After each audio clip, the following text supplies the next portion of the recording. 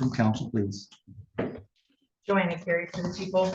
And I'm Jeff Harrison. I'm here on behalf of Mr. Bigelow. He's joining me at the table. Thank you. Also here this morning is Mr. Charles Kennard from the Michigan Department of Corrections, covering for Mr. Saladay, who prepared today's pre-sentence investigation report. Here based upon the entrance of a no contest plea back on March 6th. Ms. Carey, any amendments, corrections, or objections to make to the contents of the pre-sentence investigation report? Thank you. On page 13 of CFJ 284, I see that it was scored as a low severity felony. I think it should be scored as a misdemeanor. Well, it's an attempt assault. Doesn't that count as a prior felony? Even though it's a high court, even though it becomes So a 1 year, it does for habitual, but I don't think it does in oh, score. okay. Yep, I think you're right. Mr. Kennard, thanks. And so does that have a change? It doesn't change the scoring itself, but it should All right, yeah, all right, you're good point, good point. take Thank you. PRV to 5 points, PRV 2 to 5 points, All right, thank you. and the totals of 25. Other than that, Look, it did not. it takes PRV of 2 from 10 to 5. Right. Total PRVs are 30 reduced down to 25. No change to the guidelines. Anything else? Correct. No, thank you. Thank you. Mr. Harrison, how about you, sir? I don't have any challenges to the content of the report. I would simply ask that the court strike the statement that was offered by Mr. Bigelow. All right, let's take a look at that. He and I have discussed it. It just merges nicely into elocution, if you'll allow me that opportunity. The reason I'm approaching you in this way to strike the statement is that I believe it does not accurately reflect his intentions, what he was trying to convey to the court and everyone else.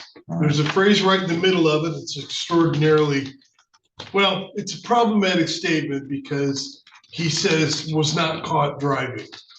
Okay. What he meant by that is the true assertion that he had been home and in his home when he was approached by the officers. He wasn't pulled over in the course of driving. There was no traffic stop, anything like that. I'm sensitive to. Well, he can explain it when we get to this phase. Yeah. I'm not going to strike it if that's a statement he made to the probation parole officer. It's a handwritten statement. Yeah, but it seems to be a handwritten statement made by the defendant. And what you're talking about is an explanation, but what he wrote is factual, right? He was Correct. So I don't think we need to, I'm not going to strike it, but Okay. I'll leave it in what Mr. Bigelow can make a statement as to it. It's the, All right. to me, it's the elephant in the room. I felt it behooved me to address it as quickly and forthrightly as possible. And by the way, do we have exhibit number 1? There was a no contest. Who gave me? The police report? Police report. Yes, I assume so. Yes. All right. There's also a prelim, Your Honor. All right, thank you. There may have been a prelim transcript as well. I mean, there was a prelim. Yes, transcript as yes. Well, I Exhibit don't 1. recall the specific document. Exhibit 1 is the prelim transcript. Okay. All right, thank you very much. All right, any other changes, Mr. Harrison? Nothing else in that regard, Your Honor. All right. Well, let's go ahead and start off with allocution with the defense then. Mr. Harrison. There's just not a lot to say.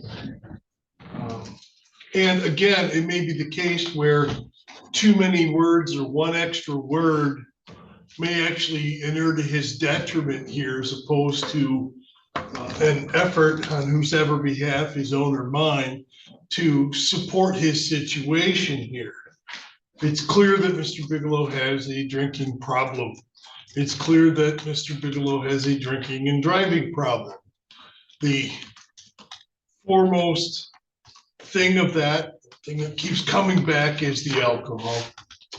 And I'm aware that there are certain lifestyle facets of people's lifestyles that in which they regularly consume alcohol. They don't think it's a big deal. They don't fully appreciate the consequences of their behavior. They don't fully appreciate the fact that the per se standard for driving while intoxicated is a mere 0.08 BAC. The reason I say that is the court is well aware, after a certain amount of time, a certain relationship with old John Barleycorn, it becomes easier for your body to compensate, to explain it away, to put you in a position where even though you might be profoundly intoxicated, it doesn't seem that way to you because of your history with the substance. I believe that's where Mr. Bigelow falls on the map here. This was a very convoluted situation, unlike a lot of DUIs, and I think that's the reason why the statement came out the way it did. Most of the time when we're in front of you and we're talking about an operating while intoxicated, it's because a person was observed exhibiting poor driving behavior. They were pulled over by the police. Probable cause was established. They were later chemically tested and therefore established that they had exceeded the per se standard, et cetera, et cetera, et cetera. This one's a little bit different. This one is a statement where his girlfriend drove somewhere to pick him up. He got in the driver's side of the vehicle and drove home a couple of blocks. Unbeknownst to Mr. Bigelow, he had been surveyed and tailed by his girlfriend's son and his wife, who immediately called the police and established that he had been drinking and driving, etc., and all of that. Mr. Bigelow made it home, got into the house, was even partially changed his clothing when the police knocked down the door and interviewed him and determined that his current level of intoxication at that point in time, even well after he had driven the vehicle, would certainly have led to him being beyond the per se 0.08 at the time he did drive a vehicle. So there's a number of things there, a number of layers to peel away. At one point in time, we were uncertain. Miss Wright is his girlfriend. We were uncertain as to what Miss Wright's testimony was going to be, because she had told the police one thing the night of, but that differed substantially from a statement she had made to me outside of sworn testimony. So this is why the case kind of proceeded the way it did. And I think that's part and parcel where Mr. Bigelow, for whatever the reason, thought it was important to point out that this was not a traffic stop type situation. The recommendation is for a county year. That's really hard for me to. He's a 7 to 23 on this relatively low level felony. I realize it's a 5-year. We don't often see guidelines like that in OWI third cases. So the reason that we're standing here today is due to his prior record. That's the engine that's driving this train. It's a little bit hard for me, and to a certain extent me, but primarily Mr. Bigelow, to wrap his brain around the fact that, in a sense, he's being punished for stuff he did 10, 15, 20 years ago. That's not 100% truly the case, but it definitely has that ring to it. Now, I'll circle back to the point I tried to make earlier, and I got sidetracked, that all things considered on a 7 to 23 guideline, a county year does not seem out of whack here in terms of the sanction. I would point out, Your Honor, that he has been very good on bond. He hasn't had any issues that I'm aware of. And that tells me something that I didn't know the answer to prior to him being on bond. Can he stop drinking? Can he do this? And to be honest, I was skeptical. I didn't think he could. But Dave has proved me wrong. And I think he's also demonstrated to the court that he has capabilities that exceed, I guess, what would be a normal expectation based on his prior history. All things considered, Your Honor, I would reluctantly endorse the recommendation, if only for the reason that I believe it's an appropriate resolution of the matter. Thank you. Thank you. Ms. Carey? Thank you. This is Mr. Bigelow's fifth drunk driving. Now, The second charge is OWI third, yeah. Yeah. Actually, I think it's his third. Conviction. he's got priors now, and to his credit, it's been 27 years since his last conviction. For drunk For driving. drinking and driving. So, yeah, lots of other convictions. Yeah. Yeah, and I would bet, and I don't know because I didn't go look, but looking at the nature of his conviction since then, alcohol was likely involved. The problem here is if he chooses to continue to drink, he got into a car. His girlfriend went to pick him up. She told police that he wouldn't let her drive, got her out of the driver's seat, and he jumped in. She told the police he was all over the road and drove from the right street area back to Bell Avenue, and they were followed the whole way by her son, who called the police and gave a pretty detailed description of his pretty bad driving. And when the police arrived, because they were on another call, he already was in the house.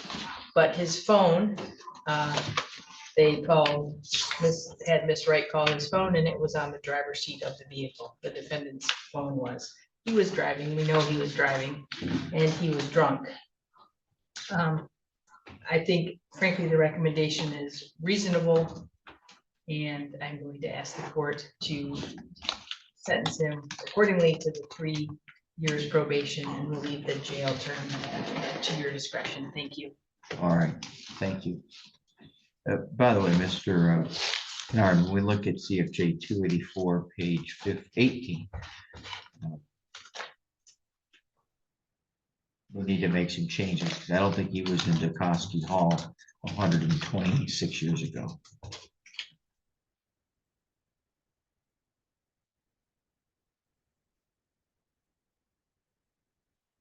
Thank you. Okay, Mr. Bigelow, you have the right to make a statement. Is there anything you wish to say before I issue a sentence? She asked me to drive. Okay. All right. Well, that makes no sense, but all right. Why did you drive? She asked me to drive because she wasn't feeling good. She All right. said, you know, How did her son get down there?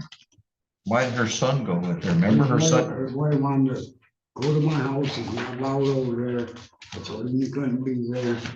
That's why it happened. So where was your, so you were over at Wright Street? Where were you over in that part of town? Pardon? Where were you when your wife picked you up? I was at a friend's. Okay. So when you were at your friend's house, was that over on Wright Street? Yes, sir. And was your wife's son there as well? He was behind the parking lot or something, I guess. I don't know. Okay.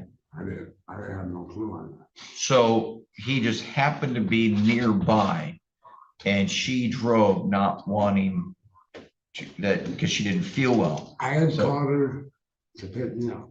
Yeah. And she said she couldn't, so I asked her to have my neighbor go pick me up. That who? My neighbor. Okay. It was a home, so she decided to pick me up. Her and her boy got together because he wanted to move to my brother's house, so I get thrown in jail. Which my brother's here and don't want him there. So they come up with this command for me to drive the car to get me for drunk driving. That's- All right. So why did you get into the car and drive? Because she told me that she was sick and she didn't throw up. So when we're going to go back, circle around back to what Mr. Harrison was talking about earlier.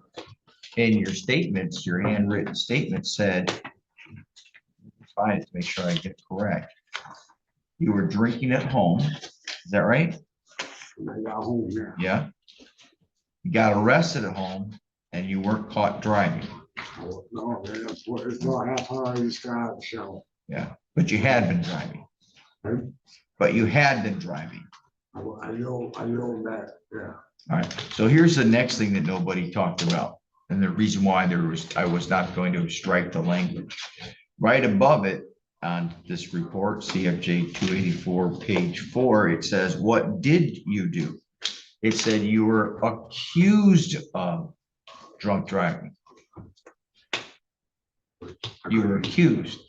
I was accused. Accused. So the point here is in your statement to the Department of Corrections, statements 1 and 2 are read together. The first one says, what did you do? Answer, accused of drunk driving. Not, I did drink and drive. Accused of it. Then when it asked, what did you do?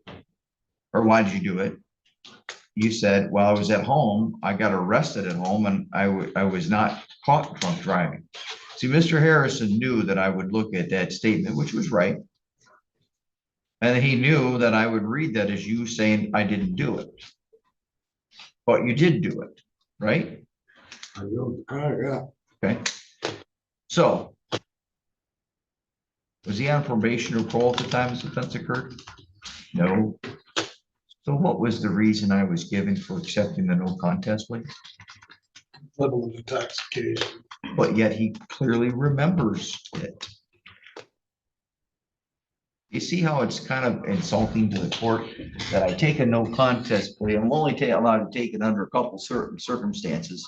And the theory was that he was too intoxicated, but clearly he wasn't because he remembers it. So when I look at this, I think to myself, the defendant lied before because he couldn't remember it, but now he clearly remembers it. And he remembered it when he answered the questions to the probation and parole officer.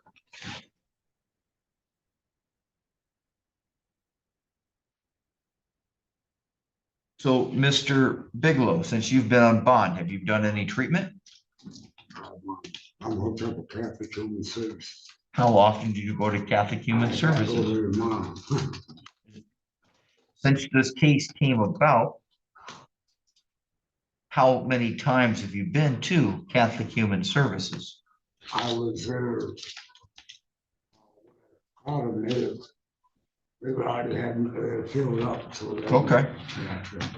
How often have you gone to AA meetings? Okay. So Mr. Harrison made a statement and it said that you have, quote, demonstrated that you're done. How have you demonstrated, or something to that effect, that you're done with the same pattern? What have you done to help demonstrate? Well, let's say this. What have you done to demonstrate to me, since I'm the one who's going to make the sentence or issue it here in a minute, what have you done to demonstrate that this is no longer going to occur? Well, I ain't got a driver's license and I'm not gonna get none. Yeah, but you didn't have one before and you still drove and you violated that statute several times. So She told me she was sick. She couldn't drive. That's the only reason why I drove the car. okay, all right. She picked me up before and Well, let me take a quick look here at something. You've got almost no work history. You were a helper at some Mervyn High. What is that? Mervyn High. it's a friend of mine. Oh, okay, it's a name. All right.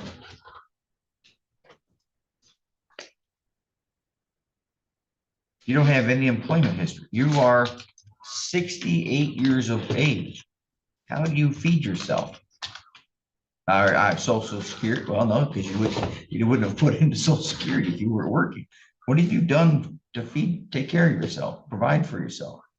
I worked a little bit. Okay.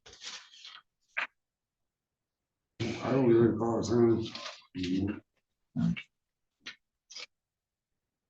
Well, let's kind of work a little bit here.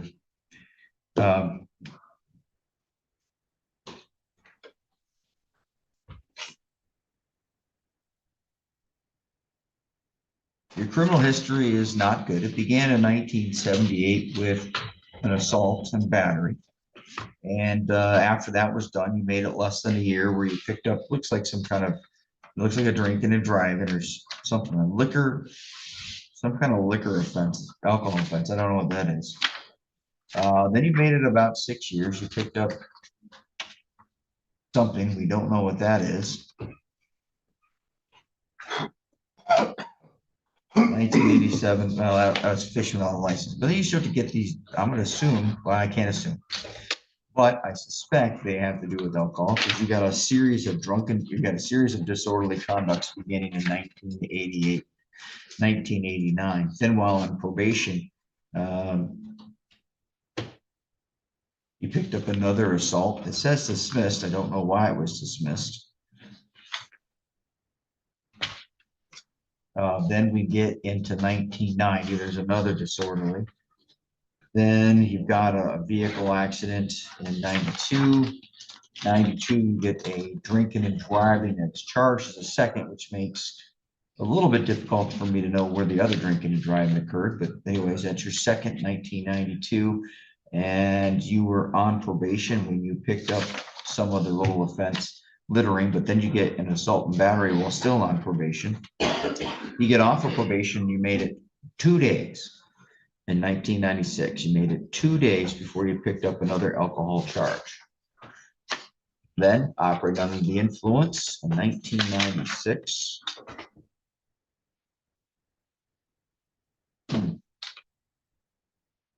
Looks like that also occurred within those 2 days.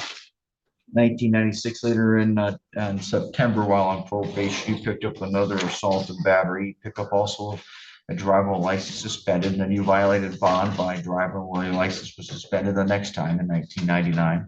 Then you get your first drinking and driving, which ends up being pled down to, your first drinking and driving third, it gets pled down to a second in 1999. You violate probation there. 2020, while on probation for that last offense, you picked up yet another assault and battery. 2004, pick up some more disorderly conduct. 2006, an assault upon an officer. That you got probation, and that was terminated unsuccessfully. You did make it a short period of time, a couple of years before you picked up another disorderly. And then you picked up another one in 2012. 2018 with another battery, 2019 another assault and battery, and then in 2020 you pick up an assault and battery, and now we're here with which technically your second drinking and driving third. And in it, you were driving a car you shouldn't have been driving. Yes, you did call for help, I guess, but it sounds like you did drive a vehicle, you didn't have a license, and you were completely drunk. The alcohol level was a 0.159 by the time they got around to giving you a test. And you've come here to court, you told me that you don't remember anything, but now when it comes time and you get to see the pre-sentence investigation report, now you remember it and it's somebody else's fault. So, and you've got a significant benefit by this having been reduced from the habitual offender of third, which would have doubled the maximum potential punishments. And conduct here while driving was quite erratic and placed other people in danger. You were driving from Wright Street to Bell Avenue. It would be roughly a half mile, 3/4 of a mile. The court sentences the defendant as follows. Court will place the defendant on a period of probation. The court's going to make that period of probation for 36 months. I adopt the terms or conditions for probation that are listed on CFJ 145, pages 2 and 3. I find that those terms and conditions are well suited for rehabilitative purposes, specifically those that include no alcohol, and you're going to be tested, no drugs, no marijuana. You're going to go over to rehab. All that's important. The court sentences the defendant to a $68 state minimum fee, $130 crime victims' right fund fee, a $300 court cost, a $1,000 fine, a $300 attorney fee. There shouldn't be any DNA fee, or was there? No. No DNA fee. Supervision fees of $30 a month or $60 a month if there's any electronic monitoring. Are there any other there's a drinking and driving fee, right? What is that? 175? Yes, And that's for prosecution of offense. Well, if that's true, then I'm gonna reduce the court cost down to $100. there's also a fee to MSP. It's $200. The MSP, Correct.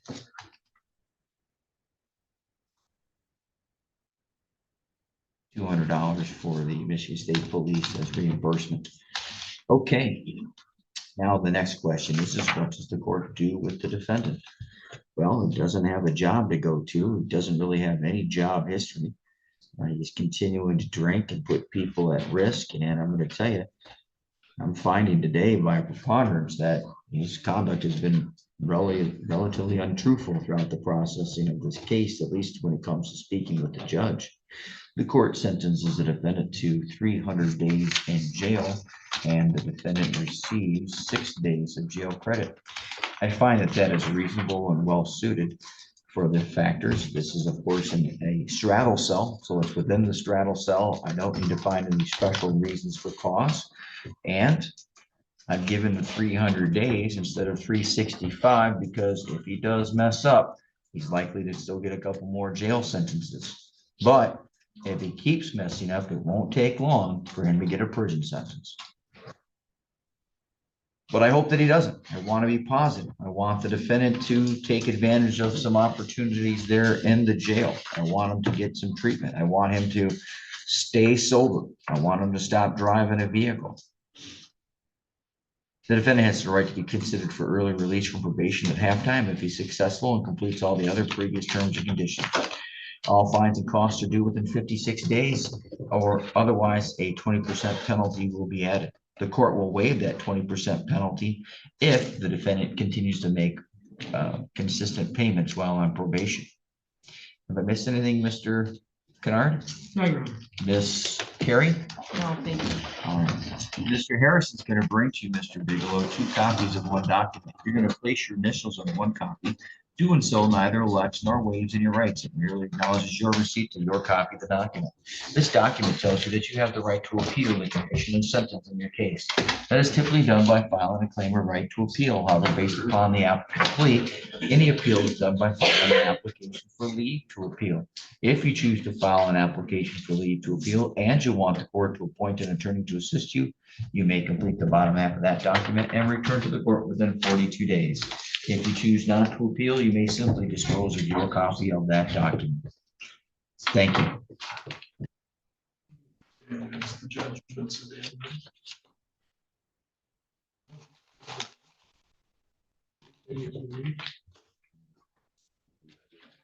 300 inches.